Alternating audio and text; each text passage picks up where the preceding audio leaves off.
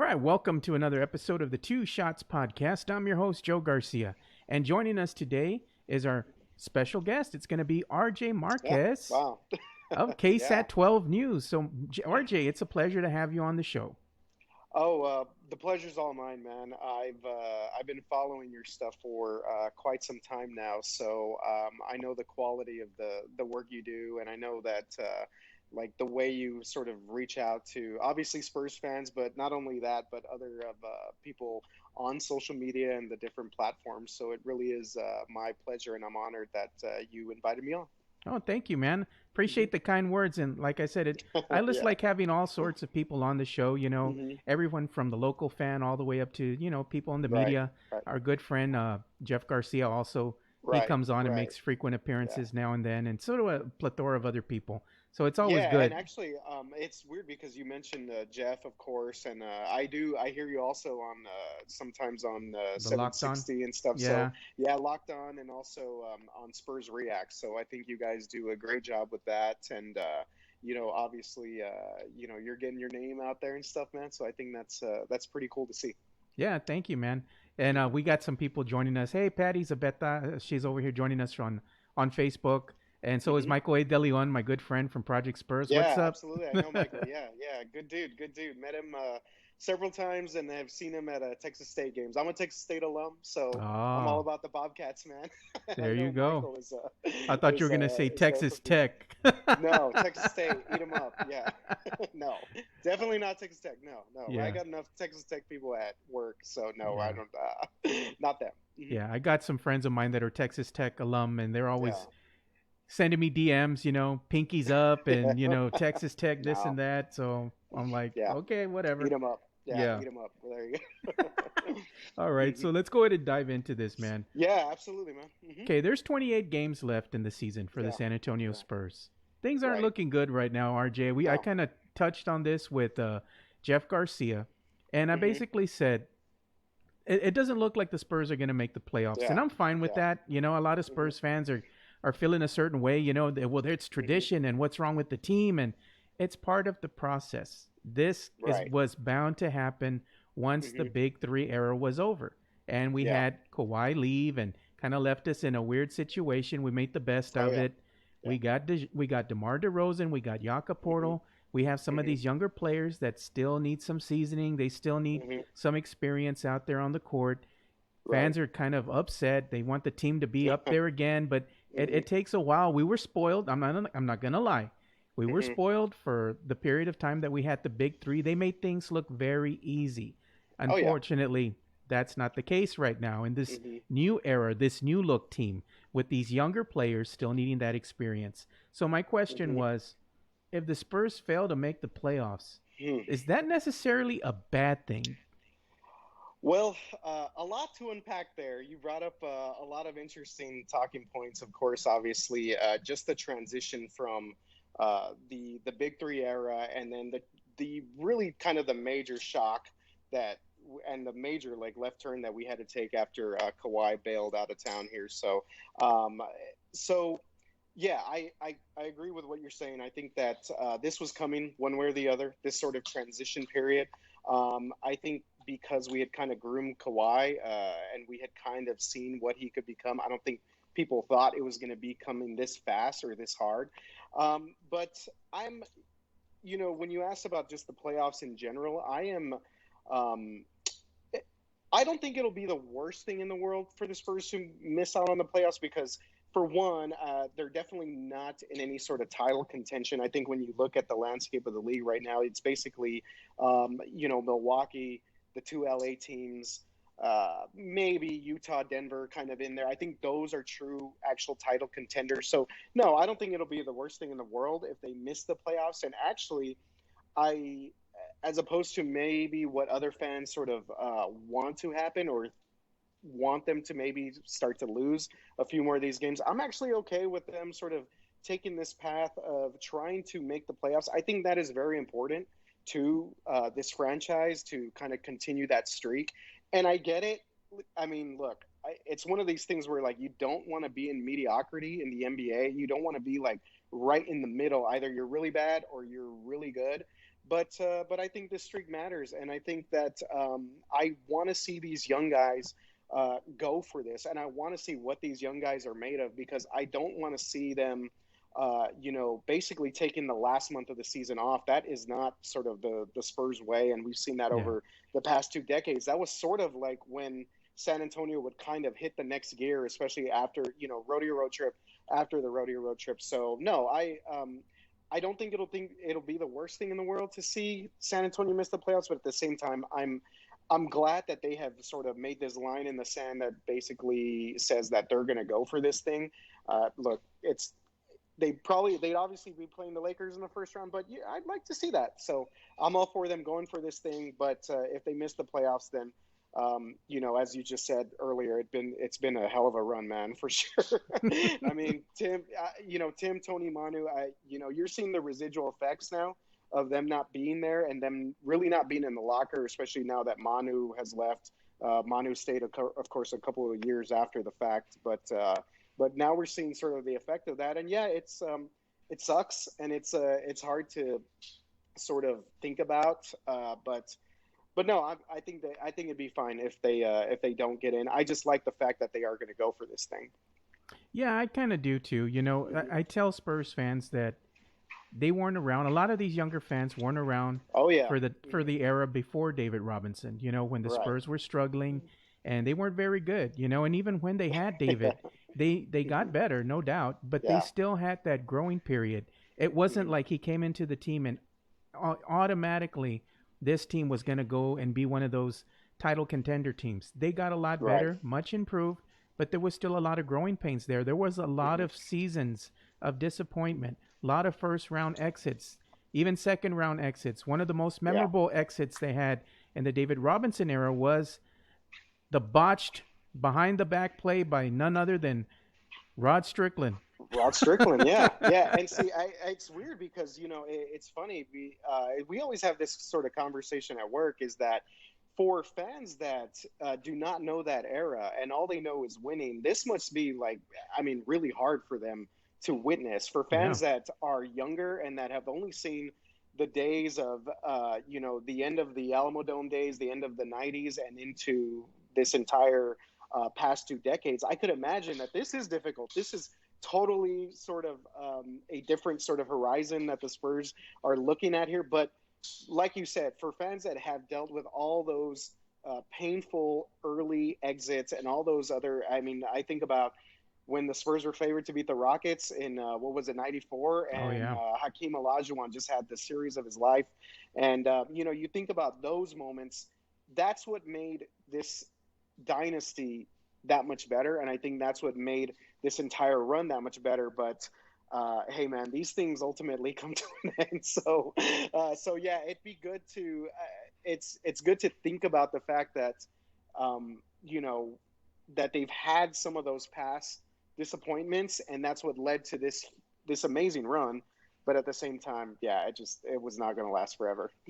It was not going to last forever. And the Hmm. thing that I get at is even when the team wouldn't make the playoffs, it Hmm. wasn't such a bad thing. It's because when you have younger players and you have Hmm. all these guys coming together that necessarily haven't been together for, let's say, an exuberant amount of time, you Right. still have to Hmm. build that cohesiveness. You still have to get used to each other. You have to kind of anticipate what the other is going to do on the court.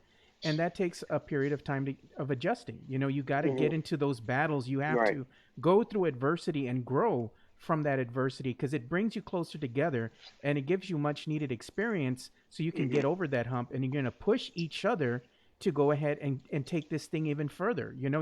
That's their support system is really each Hmm. other and they're going to grow, and as they grow into their own, the team is going to naturally get better. But again, Spurs fans have to be patient. Younger Yeah. players Yeah. like Dejounte, we have Derek White, we have Lonnie Hmm. Walker, Yaka Portal, Hmm. you Hmm. know, and we even the guys that we have in the G League right now, we have those rookies that are getting that seasoning over there, and Keldon Johnson, Yeah. Lucas Samanic, Yeah. Quindary Weatherspoon. No Right. doubt they're going to contribute at some point in Hmm. time. Even Drew Eubanks, Shizemi Metu, all Hmm. these younger guys. There's maybe a spot for them on this roster, but right now with the mix of veterans and then these Hmm. younger players, there's not enough playing time to go around. And I think that's a lot of the frustration that Hmm. comes into play with these Spurs fans is that they don't want to see Bryn Forbes out there on the court next to a Marco Beninelli because they're defensive Yeah. liabilities. That is Yeah. true. But at the end of the Yeah. day, Yeah. they're not the reason that this team loses games. The team's losing games not because it's Marco's fault or Bryn's fault. It's because the team as a whole is Hmm. lacking. The blame goes all around. It's not just Yeah. up to one or two individuals. So what I get at is we just have to be patient. Maybe two Hmm. or three seasons down the line, we'll start to see this team be a viable threat in the West again and start making strong pushes into the playoffs. But it's going to take that time, that period, you know? Yeah. Yeah. Oh no, and that's what I'm saying is that you mentioned sort of the young guys coming in. It's weird because you think about sort of even when Tim graduated from Wake Forest and we had David Robinson, Sean Elliott, all those guys went to college for a few years. They didn't come out right when they were 19 years old, the way Dejounte did, the way Lonnie Walker did, the way a lot of these younger guys. I mean, Jakob is still it's like Jakob's been in the league for 4 or 5 years, and you look up and he's like 24 years old. So all these guys are still really young, and it's not like the old NBA days where they were seasoned in college. I mean, they are learning on the fly. And yes, you do have your Zion Williamsons and you do have your Ja Morants, and you have those type of guys that are obviously future stars in this league, but not that's not the case for a lot of young guys. So I think Yeah. it is going to be all about patience at this point. And look, and you mentioned Bryn and Marco. I man, I would say this. I think that um, if there was kind of a mistake that was made earlier this year, especially when the Spurs went through that 8-game losing stretch, I think it was obviously because Lonnie. I don't think they had found any like the proper rotation for Lonnie or the proper amount of minutes. And I think Pop stuck with Marco a little bit too long, to be honest. Yeah. I think Bryn Forbes adds a certain value to the team, especially with his outside shooting, because when you have Forbes in the game, you obviously don't have an outside shooter in DeRozan, and I think Bryn kind of spreads the floor out. But at the same time, when Bryn is so kind of hit and miss, when he's on, he's on.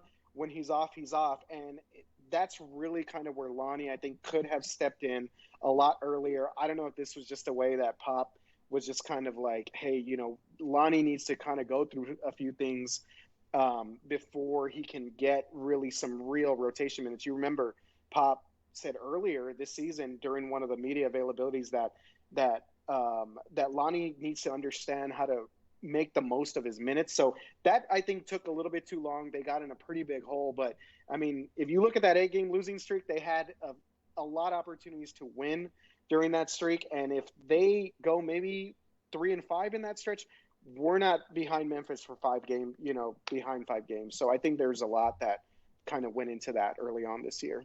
Yeah, so that leads Hmm. us to our next topic because we're Yeah. talking about Yeah. these younger players, and we're going to go Hmm. ahead and get into the comments that one Dejounte Murray Yeah. commented on, Yeah.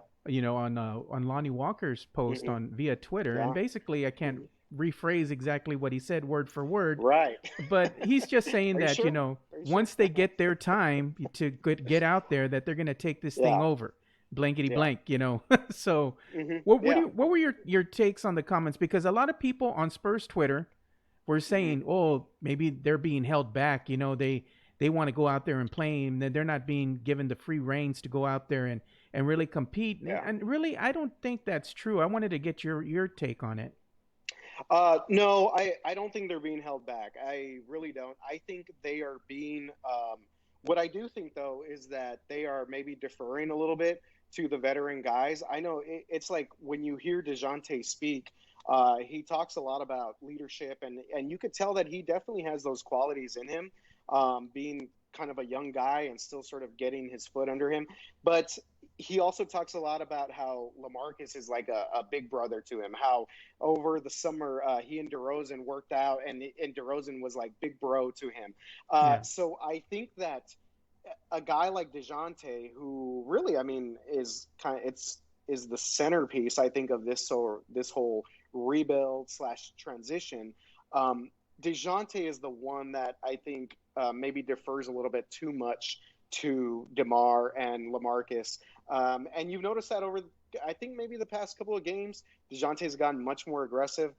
DeMar DeRozan hasn't been in the lineup for the past 2 games, so Dejounte's basically been the primary ball handler, whereas I think there are many times that I've been seeing the Spurs and Dejounte will bring the ball up the court, but he'll immediately give it to DeMar, and DeMar will kind of be the guy that has to sort of facilitate everything. So I I don't think it has anything to do with Pop holding them back. I think Pop was being pretty genuine when he said during, I think it was media day, when he said, you know what, we want these guys to run, we want these guys to get out, but I think at the same time it's a learning process, and I think Dejounte right now is kind of being a little bit he's deferring a little bit too much to those guys, and we'll see if it changes here the last 28 games. You know, Dejounte, it is weird to actually see Spurs on social media, though. Even, That it is. Lonnie. Yeah, that is strange because forever, because, Tim Duncan obviously is like radio silent when he didn't do any of that stuff. Manu, we've seen now kind of more of his personality come out since he's retired. And Tony's always been kind of like a brand guy. So he'll tweet about, his watch company or whatever he's got going on. So, but it is kind of strange to see, Dejounte tweet about New Balance, and Lonnie be so posting pictures of him and Becky Hammond together on Instagram, and seeing like these guys actually active on social media. And that, I think, is really what, when the Spurs fan base looks at this, they're always trying to analyze, like, well, what does this mean? What does that mean? Because we're just not really used to that whole concept of guys being that vocal on there. Um, but I do like the leadership qualities that Dejounte's showing. Again, I think he's been a little bit inconsistent throughout the year, but this previous version of Dejounte right before the rodeo road trip, I think, is a great sign moving forward. Yeah, I think it's a good sign as well. It shows that Hmm. they're hungry, and he's basically telling Spurs fans out there and Lonnie Walker, look, our time to shine is going to come, and when Yeah, we're given that opportunity, we're going to take over yeah, this thing because we're going to go and we're going to ball out. We're going to show yeah. everybody exactly what we're capable of doing because I'm Hmm. sure they can do things in practice that they're not allowed to do out there in the context of an Right, actual game because it right. just doesn't work. I'm sure that Yeah. they're quick, they're athletic, they can Hmm. jump up there and they can have some spectacular dunks and spectacular plays going Right. to the rim, because they're young and they're fast. And they can get Hmm. out there in the open court, and that's what everybody loves to see about them. But I got to Hmm. tell you, man, out of the two, I think Lonnie Walker is the speediest player that we got on this team in the open court, even faster than Dejounte, from my Oh, observation. yeah, yeah, no, no. Lonnie, I think, is it's funny because I mean, Dejounte is obviously extremely athletic, long, fast, quick, but Lonnie is a whole different animal. I mean, it's just like seeing Lonnie live is, I mean, he reminds me of a much more athletic Manu Ginobili, and I say that not because I don't think Manu was not athletic. It's just that Lonnie's kind of this wild card that you just do not know what you're going to get from him, but it's exciting every time.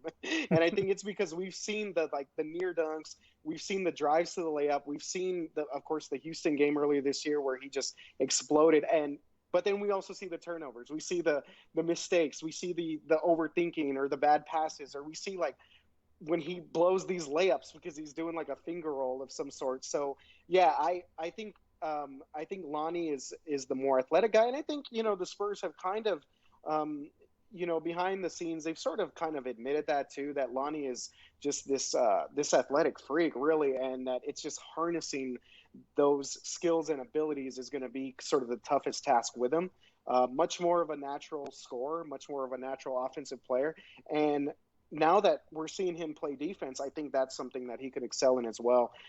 That's not to say Dejounte, because Dejounte is also, I mean, just a gifted young individual and a very talented person. So I think those two moving forward are obviously, I mean, just going to be two guys that you're going to have to watch. And we talk about the post that Dejounte made. I love the fact that Dejounte and Lonnie seem to be building something off the court as well, because I think that says a lot. I think obviously, like, you want to you want to play with guys that you really care about.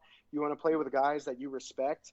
And the fact that these two young guys are sort of coming up together, I think says a lot. We've obviously seen the big three. They're like lifelong friends now, best men at each other's weddings, go to, you know what I mean? Like probably Yeah. like godfathers to each other's kids and stuff like that. So I think that goes a long way to see stuff like that. And it's a good sign to see. But again, they're still young and they're still kind of paving their way through the league. Yeah, so there's a lot of things to be Yeah. excited about, especially Hmm. as I stated with the comments that Yeah. Dejounte Yeah. gave Lonnie. That's Yeah. encouraging to see. Yeah. So I know I'm Yeah. excited. I know you're excited. All Spurs Yeah. Nation wants to see that happen now.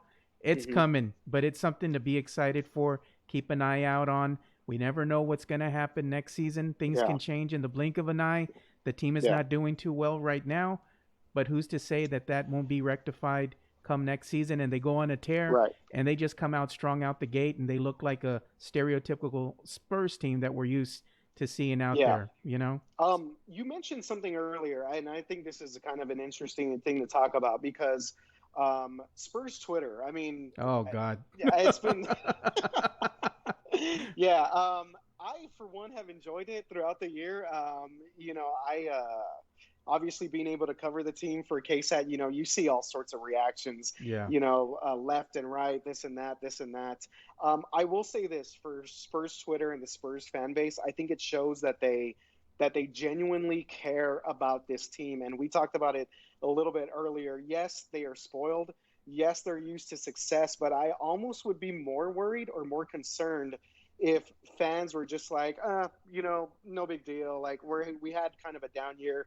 I like the fact that Spurs Twitter and that this fan base is kind of like jumping on. Yeah, I mean, think about it. Like they're jumping on Pop. They're jumping on his like rotations. They're jumping on Bryn. I mean, it is amazing, really, to see, and I think it shows that they really care. So, I like I said, I've enjoyed it throughout the season, and it has definitely, I mean, kept a lot of people entertained, and it's definitely led to a lot of interesting conversations. But I think for the most part, at the core, you could see that this fan base truly, I mean, I think this fan base truly cares about this team and truly wants to see it do well. Yes, we are very spoiled that we have had this success, but no, I mean, Spurs Twitter, for anyone out there listening or watching via live stream, I say, keep it coming, man. I really kind of enjoy the back and forth. It's very interesting. Yeah, Spurs Twitter can be toxic at times, and I've seen Yeah. the dark Yeah. side of Spurs Twitter because Uh-huh. Spurs fans, as you stated, they're very passionate. They're very Hmm. passionate about their team, and then you Yeah. have the two opposing sides. You have the side Hmm. that's been here post David Robinson, and then you have the millennial side, the guys that Yeah. have only been here knowing nothing but success and hey, we won a championship in 2014 Hmm. with Right. Tony and Right. Kawhi and we had Manu and Yeah. we had the Yeah. greats out there, Hmm. and that's where they're coming from. So they this is new to them, as you stated. So what happens is that they feel a certain way about doing things, and the guys that have been here a little bit longer know that it's part of the process. It's okay, Yeah. you can be Yeah. upset, you can be passionate, Hmm. but don't go at each other and really call each other Yeah. out to a certain extent to where you're talking bad about each other. Look, at the end of the day, the fan base should realize Right. one thing: we're all supporting the same team. So we got to Yeah. kind of be respectful a little bit, and it does get out of hand at times. But Yeah. then the bygones are bygones, and they Hmm. mend fences, and then once again, everybody's friends again. But yeah, it's been Yeah, I exciting. mean, yeah, obviously Spurs fans are, you're fighting, they're arguing on Twitter or whatever social media platform, but obviously the moment that the Spurs are back on the mountaintop, those are the same people you're going to be like, honking your horn down Commerce and stuff. So, or enjoying the parade down the river and stuff. So, yeah, I will agree with that though. Definitely, it can get a little eerie at times, and I just hope that everyone kind of keeps it civil. Again, it is ultimately it's just a game and stuff. So just kind of keep it civil out there. Yeah, and the interesting thing is that RJ is that all this, Hmm.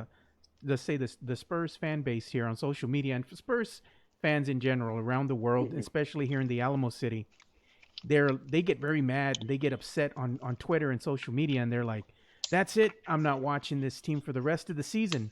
Well, hold No. on there. Hmm. The ratings Hmm. say something different. Yeah.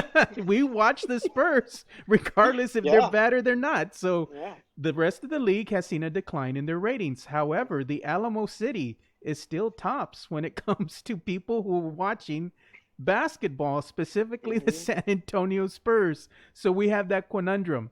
We have the Well, fan base that is still watching the team.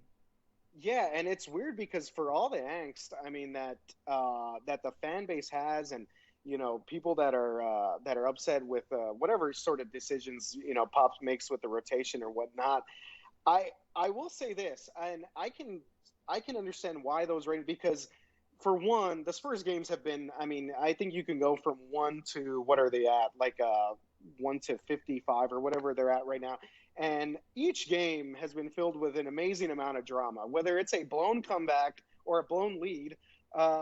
Spurs come back, take a big lead in the fourth quarter, blow that, or it comes down to sort of these the clutch minutes and stuff. Their games have been very exciting to say the least. Definitely, they'll get your heartbeat going for sure. But they've been very exciting, and I thought that was a very interesting thing too, as well. That I wonder what those ratings were when Tim, Tony, and Manu were, cruising to the number 1 or 2 seed in the West, and really it was the whole adage of, well, Spurs fans aren't going to pay attention till April, anyways, and I'm sure that obviously, look, to be in that title contention, to be in that title race, completely different than being stuck where the Spurs are right now.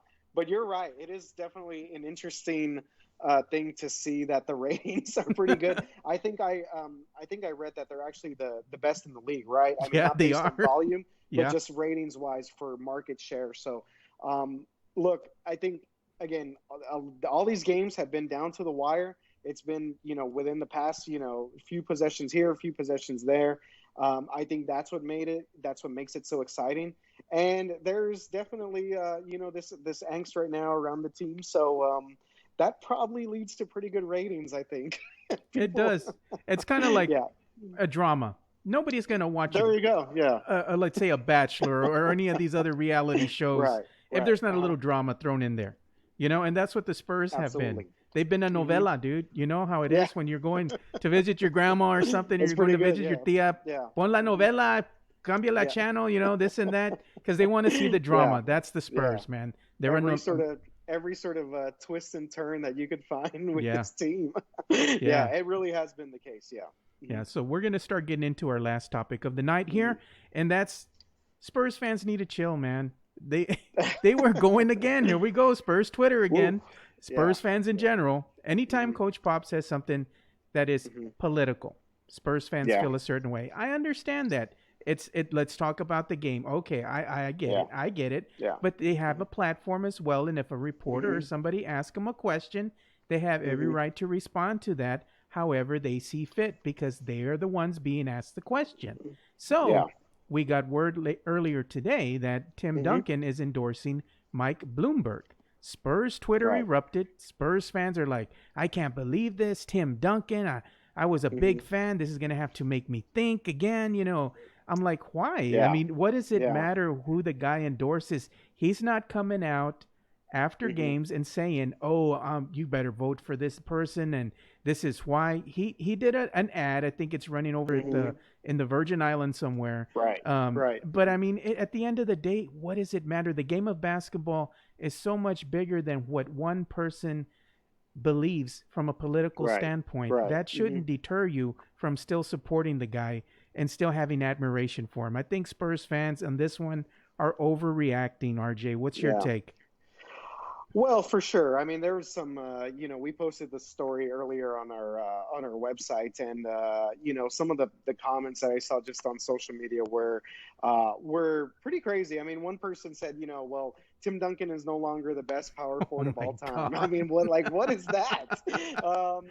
Saying stuff like, well, I used to support Tim, and now I don't support him.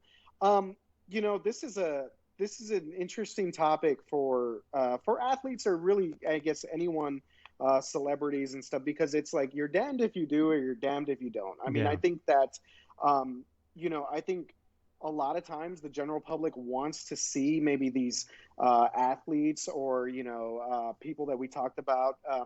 They want to see them maybe take a stand on something, and they want to kind of know a little bit more about what this person is all about or what this person beliefs are. And for someone as private as Tim has been, I this is interesting, but it's not unprecedented. And in 2018 and in 2014, he endorsed a political candidate for the Bexar County District Attorney. So this is not out of the realm of what Tim is doing. Plus, I think, or what Tim has done, but plus, I think that if you see the ad, and I thought the ad was very interesting.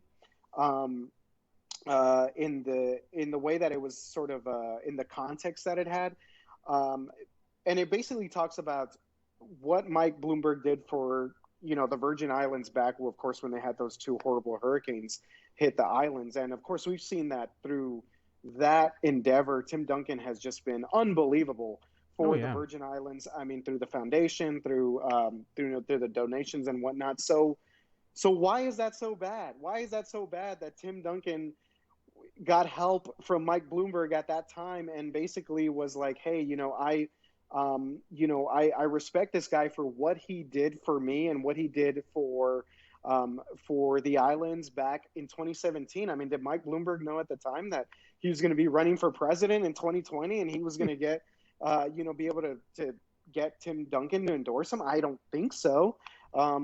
But I mean, you never know. That'd be a hell of a long sort of game plan, I guess. 30 for 30 ESPN. Yeah, roll it. Exactly. That'd be like a long game. That'd be like some really hardcore strategizing. So no, I think the way that the ad is framed, and I think it's just the fact that Tim is saying look, this guy, helped out, during this time of need, during this crisis. So I don't think that's a bad thing. Plus, obviously, Coach Pop, when he gets involved in politics, a lot of people, in fact, are kind of over it, but it is Coach Pop, and he's going to say what he wants to say, and I think he has every right to do that.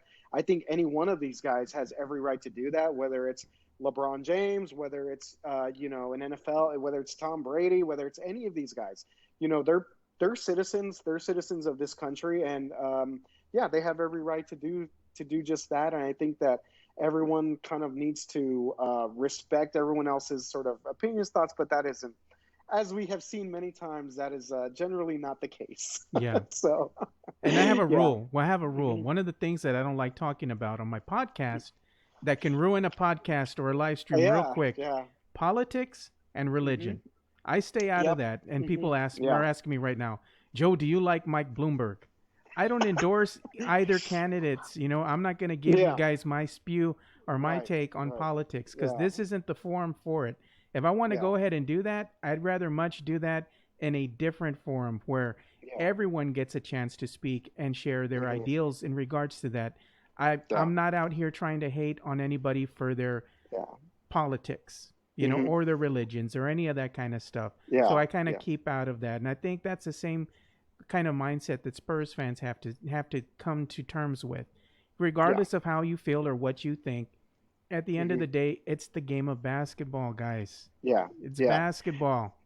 Yeah, and I think that's going back to basically the premise of this. I mean, what does Tim Duncan, what does his political beliefs have anything to do with what he's accomplished on the court? I mean, that, again, we've talked about it, is like a unifying thing for the city of San Antonio. The Spurs really, when they are winning and they're good, I mean, it unifies the city. It really kind of rallies. It breaks the city. barriers, RJ. That's what it does. I mean, it absolutely does. You go back to the last finals runs. I mean, it was like a party every time, one of those games was on TV or people getting together. So I don't think that whatever one's political beliefs should affect what they have been able to accomplish in their careers and in their professional lives. So I think, hey, look, again, Tim Duncan can support who he wants to support, and but it was very interesting to see some of the back and forth going on with that. Plus, Man, I can't believe this. My first time joining you, and you break your golden rule about politics. Yeah. Well, this is the thing is it So was a yeah, hot it topic was. today, I you know, know? man. I know. So I'm not So coming out and asking you, RJ, who are you supporting? I'm not no, no, telling yes, Spurs definitely not. Nation who Yeah. I'm supporting or who I'm Hmm. voting for. I'm just staying out Right. of that, making it Yeah. strictly about It, Tim Duncan and his stance. yes, it was absolutely. Yeah, it was a huge story. It was one of our biggest stories throughout the entire day. I Oh can yeah. tell you that much on our website. I'm pretty sure across the city for sure. Yeah. So one of the last things that we're going to talk about here is Hmm. we do Hmm. have Fiesta coming. It's looming. Yes. It's going to start Thursday, Woo, April yeah. the 16th, and it runs through Sunday, April the Wow. 26th. Yeah. So I'm going to Hmm. ask you, RJ, because I'm sure you're puro, San Antonio, and you love you some Fiesta, just like Yeah. everybody Yeah. else does. It's a Yeah. huge block party for those who don't know.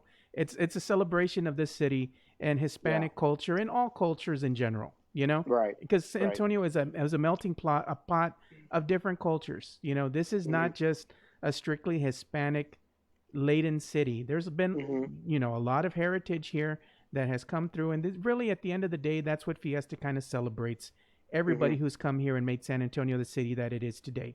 And Yeah. there's a lot of things that go on during Fiesta. And one of my personal favorites is Hmm. Nyosa. And one of my Oh yeah. favorite foods is the chicken on the stick.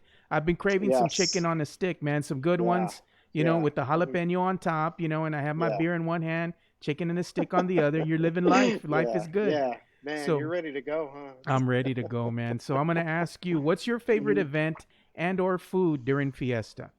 Yeah, favorite event, I would have to say, over the past few years, I've been able to cover the Battle of Flowers parade. And amongst the other stuff, of course, oyster bake's always pretty fun. I like going to that. Of course, Nyosa is always a great time as well. I think the King William Fair has gotten really popular as of late, especially because of that whole redevelopment up in Southtown and all that stuff. But I will say this for the Battle of Flowers parade, it's funny to explain this to someone who is not from San Antonio, how basically the city kind of gives you a holiday to just go to this parade, and it's on a Friday morning. Schools are closed. Like, where else does this happen? I might be sort of naive in thinking like, oh, this does not happen in some other city, but schools close for the day. City offices, it's only like obviously people that are a need to work for the day or whatever.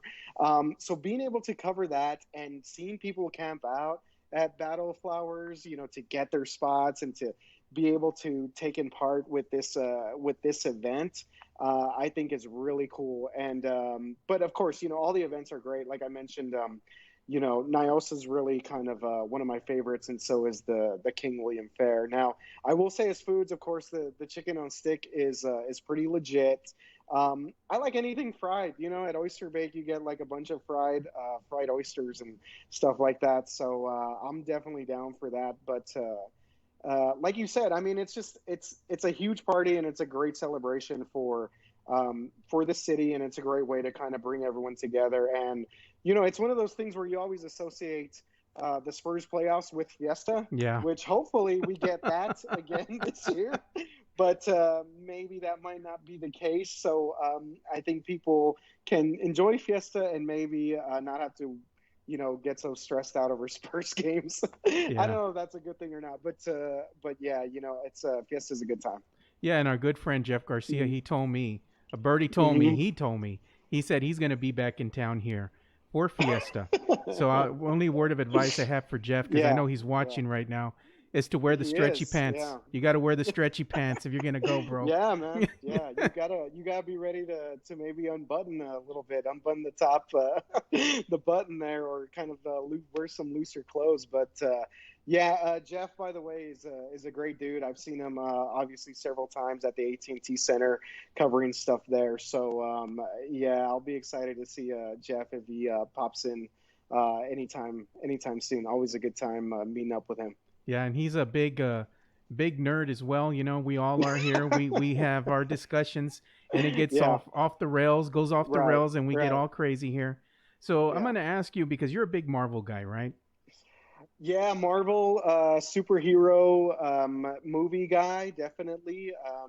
Yeah, I've it's definitely one of my sort of guilty pleasures and stuff. I think I got Disney Plus really just to like be able to have all the Marvel collection. Oh, okay. But yeah, yeah. So I So gotta it's ask you, man. I mhm, gotta ask you mhm, because we have this mhm. discussion, and out of all the Right. Marvel MCU movies, of course, you have the Endgame, you had, the other movies that have been out there as far as Iron Man that started the whole Hmm. thing. You Yeah. even have the different Spider-Man movies that have come out. Hmm. But I gotta tell you, man, one of the best movies I think in the Marvel Cinematic Universe to me, Hmm. because of what it did, it kind of like changed the mold.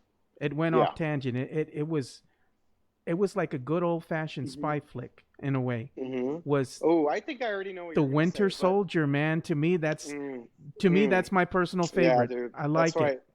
That's why we're right here, man. I knew it. I knew it. I knew once I was going to be coming on this podcast, Yeah, I was going to be talking Tim Duncan commercial and Winter Soldier.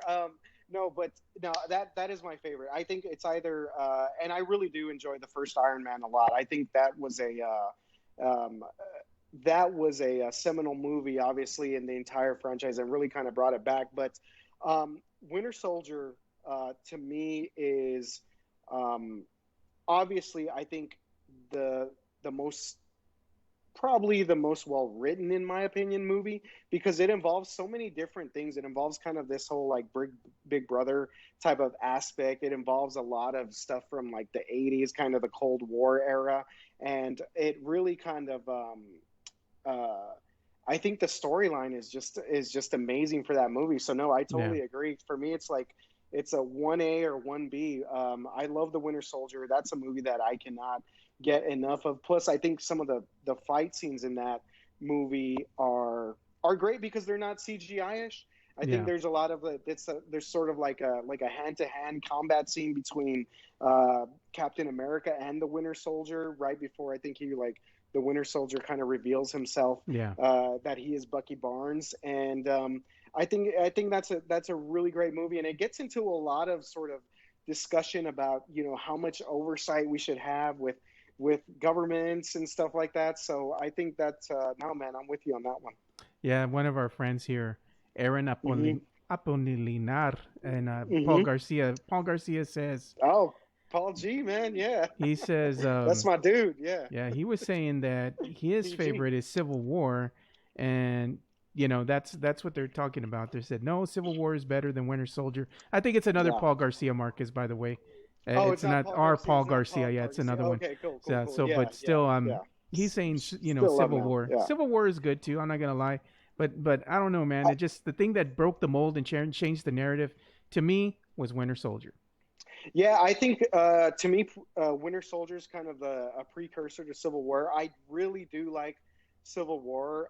The only thing that I will say about that movie is that they introduced so many different characters really at once. It was almost, I mean, it's like a mini Avengers movie Yeah, when you think about it, because we get introduced to Black Panther. Ant-Man is in there too. We got Spider Man. Spider-Man gets introduced into the MCU. Am I right about that, or did they already have a Spider-Man movie? I can't No, this remember was now. when he got introduced in the Civil War, and then after Okay, yeah, Civil War, they had the that's what I Spider thought. Man They had the Homecoming. yeah, Yeah, yeah. There we go. So no, I think there's just a lot going on in that movie in general. Now, I love the fact that Robert Downey Jr. and Chris Evans are in this movie together, and it's really kind of the fracturing of their whole relationship. And I found it interesting that the writers, same writers by the way, that did Winter Soldier, Civil War, and of course the last two Avengers movies. I found it interesting that after Civil War, the last time that you actually see Robert Downey Jr. and Chris Evans together as Iron Man and Captain America is Endgame. So I thought that was a pretty cool kind of twist. But I'm with you, man. I think Winter Soldier does a lot, and actually, I'm really excited to see the new Black Widow movie. Because I think Scarlett Johansson definitely kind of deserves her due in Winter Soldier as well. yeah. But I wonder how they're gonna Hmm. spin that. I wonder what the timeline is on that one. That's an enigma because we all know what happened to her in Endgame. So Yeah. now they're coming back and kind of doing a prequel, and it's going to Hmm. be in between, I think, the events of the first Avengers and Right. what happened before, in between. Let's say it still seems to me like it was still done in the same tangent or same timeline, Hmm. maybe a little bit Yeah. after the Iron Man Yeah. movie, but Right. before the Avenger movie. So it's gonna be weird to see where they're gonna actually place this one. You know what I mean? I'm very interested about that too. I'm not sure if maybe I read this or I heard this in another podcast that it might possibly be right after Civil War and right before Infinity War, kind of when Cap and Falcon and Black Widow sort of went off on their own after the Avengers kind of broke up then. So and I think people have been saying because she has long red hair in that, and then she has sort of the, I guess maybe the similar hairstyle in the new Avengers movie, that might be kind of a key to that. But no, I think that Scarlett Johansson definitely kind of deserved her own movie. It is kind of strange because we all know sort of how her story arc ends up, but no, I'm all for it, and man, I'll be there watching it for sure. Yeah. I gotta ask you before Yeah. we end the show. Mhm. Did you Yeah. watch The Mandalorian at all now that you got Disney Plus? I absolutely watched The Mandalorian. Yes, and look, I'll be the first one to admit I'm not as big of a Star Wars fans as many other people, but I love The Mandalorian. And after every episode, I kind of needed to sort of like read and figure out a little bit more what was going on. I kind of needed to sort of figure out like where this was taking place at one time. But just an amazing series for sure. And not only because of course, Baby Yoda, but I thought the writing was amazing. I thought it Yeah. really was, and Taika Waititi did an amazing job directing the season finale. So I'm very interested to kind of see where that goes. Yeah, I enjoyed it. I'm a big time Hmm. Star Wars fan. I'm not gonna lie. I've even gone Hmm. to Galaxy's Edge out there at Disney World in Florida with my Right, my right, kids. Because they're big yeah, Star Wars fans as well, and yeah. I got Hmm. to fly the Millennium Falcon out there and all that kind of stuff. Nice. I even got the Han Solo dice to prove it. Afterwards, you go Wow. and fly the Falcon. Yeah. You got to get the dice. Right, So it was a right, good yeah, time, and I thoroughly yeah, enjoyed the Mandalorian. I thought it was well written. It was a spaghetti yeah. western, and I love spaghetti Yes, westerns. it Who was. doesn't? Yeah, yeah, yeah. So No, it was, and I think that it really brought an interesting aspect to this whole this character, the Mandalorian race, and really kind of more of what they were about and kind of the background, because I had really no idea what they were just from being kind of a casual sort of outside observer to the Star Wars movies. Of course, I'm familiar with like Boba Fett and all that, but like to actually see sort of like what makes the Mandalorian what they are. yeah, And it was kind of weird because he was so like at the beginning, he was obviously, he was sent to go collect the bounty, but you could kind of see his sort of I guess not, no pun intended, but kind of his armor sort of cracking because of this little thing, this little little Yoda. creature. Yeah, little baby Yoda, and baby Yoda. Yeah, of course. What a move, right? By Star Wars and Disney to introduce that guy Yeah, to the whole.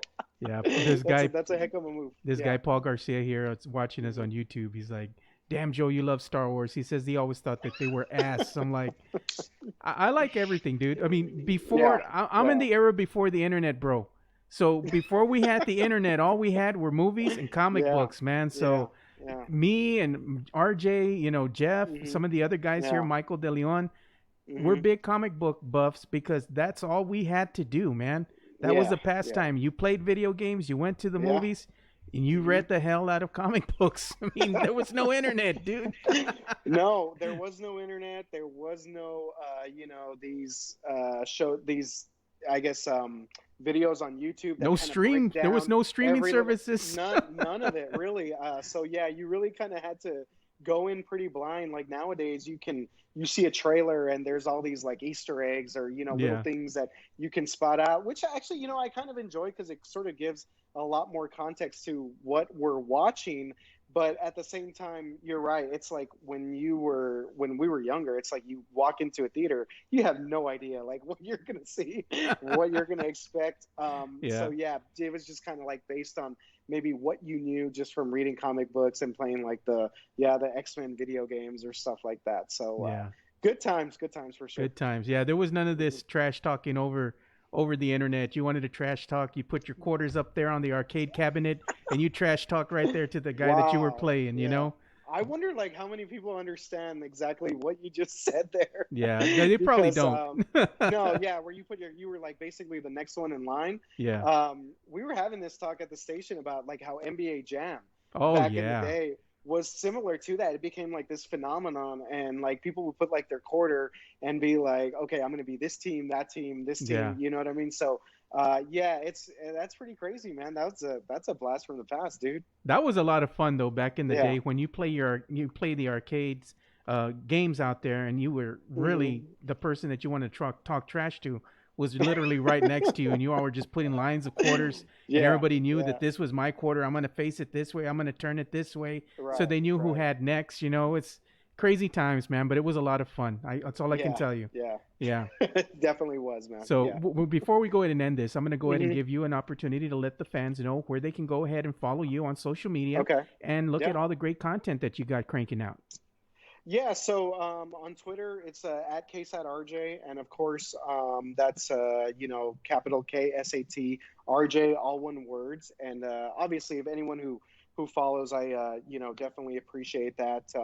I do a lot of stuff, obviously for our website ksat.com, covering the Spurs in that way on those platforms. So you can find me on ksat.com. Also, I do some stuff on air for the broadcast side of things. So I've been able to do a lot of different things at the station. So if you just kind of find me on Twitter, I usually will like kind of if I go cover a Spurs game or whatever, I kind of like will tweet out right away like, hey, here's what Coach Pop had to say, or maybe what some of the players had to say and stuff like that. So yeah, that's basically where you could find me. And I also curate this. We have a ksat.com Spurs newsletter, which is it's a weekly newsletter, so it's not going to be bombarding you with daily emails or anything like that. But it's kind of just sort of sort of like kind of a weekly recap and sort of like a week ahead. So we do kind of a scheduled look ahead, or sort of kind of what is the kind of the what was the big news of the week. And we also like to have a little bit of fun with it. Like, we mentioned, of course, what Patty Mills did during the All-Star break where he was in Australia. If you follow, obviously, pretty much all Spurs fans follow Patty on Twitter. And to see what Patty's done over there, I mean, that's unbelievable. And with the efforts that he's taken to kind of get the word out, I think that's just amazing. And I also have a thing on there about, which I kind of dubbed "Where in the World is Manu Ginobili?" Because I kind of look at it as like Manu's kind of this like the most interesting man in the world, kind of like a Dos Equis guy, Yeah. the Dos Equis man. He's on boats and he's saving like the lives of people like in sand dunes, and Manu's kind of like traveling the world and living his life. And anytime you get to see Mano doing some stuff or hanging out with his old buddies from the Argentina national team. So yeah, we like to have a lot of kind of fun with it. Plus, we also get some, kind of like our takes from Greg Simmons, of course, our sports director at KSAT, Larry Ramirez, who's sports anchor and reporter at KSAT, and David Sears, who's covered the Spurs here for about 30 years. So you're going to get all that there, but easiest way would be just at KSAT RJ. And I really do appreciate everyone that follows me on that platform. Yeah, so make sure you go and give Hmm. this guy a follow and Hmm. also Yeah. take the time to read all the content that he's got cranking out there Hmm. for KSAT. Really is good Yeah. stuff. RJ knows his stuff and he's a true professional, so make sure you Yeah. show him Yeah. some love. Thank you. Yeah. So, Yeah. Thanks, man. I really appreciate that. oh You too, yeah. man. You too. Yeah. Yeah, thank you, man. It's always a pleasure having you on. We got to Yeah. have you on more often. Definitely. Yeah. I saw Jeff Garcia. He was kind of, he Trolling you? was, sorry, he, a little bit. Yeah. Cause he's been asking me to go on Locked on Spurs for some time now. So, Jeff, yeah, we'll have to make that happen, man. Yeah. He called me out earlier Yeah, on it Twitter. should be an ongoing Right. joke. What I would do is I would make him wait a little bit longer now, Yeah. since he's trying to Yeah. call you Yeah. out and just play around with Yeah. you. I'd be Kind like, of like yeah, yeah, kind of like a Matt Damon, Jimmy Kimmel thing, where Matt yeah. Damon There you was always go. like, "We've run out of time for Matt Damon. It's like I was Our gonna get you on, apologies." but Yeah. damn, I ran out of time. I had Yes. a story Yeah. that Yeah. broke, Jeff. Yeah. Yeah. There you Definitely, go. man. Yes. But no, I really appreciate this opportunity. And like I said earlier, what you've been able to do with this platform, and everyone else that's been able to be on your podcast and be on your live stream has been is really kind of pretty cool to see, like that, like to see fans and kind of everyone else being able to have a voice, as opposed to what like a traditional sort of platform or Yeah. traditional media type thing might be. So it's been pretty cool, man. Yeah, they're telling me to bring Jeff on. The thing is, I do podcast with Jeff, and I've Wow. had him as Hmm. guest on the Two Hmm. Shots. Jeff is a little camera shy, man. He doesn't like to be on the video. You know Ooh, yeah, that's no, his no, that's man. his preference, man. He likes Yeah. to audio only. Some people are camera shy. Jeff is one of these guys. So Okay, so here's the deal. I saw Jeff in some like video podcasts back in the day, like for OAI and for yeah, KBB, which he does a great job, obviously, like on the posting content and doing all that. But so I don't know about that, because I've seen him on several like video versions of video casts. So I don't yeah. know why that's the case, man. Yeah. Maybe next time he's in town, maybe I can get him on here and Oh get him in man, the studio. corner him. Yeah, Yeah, I'm for gonna sure. corner him. All right, so everybody can go ahead and follow me too. We're at Two Shots Podcast, and it's all Yeah, spelled definitely. out: TWOSHOTS Podcast Hmm. on Twitter, on Facebook, on Instagram, and on YouTube, where we have the replay of this exact live stream that we just did with our good friend RJ Marquez, and plus a Cool. plethora of other backlog videos that we have up out there for you guys as well. So make sure you go and give us a like and subscribe to us. We greatly appreciate any and all support from you, the fans. This show is not possible without you guys. We have nothing but admiration and love for you guys. So, for RJ Marquez, I'm Joe Garcia. Thank you for watching another episode of the Two Shots Podcast. And like we always say, spread the love, stop the hate, and be kind. We're out. Peace.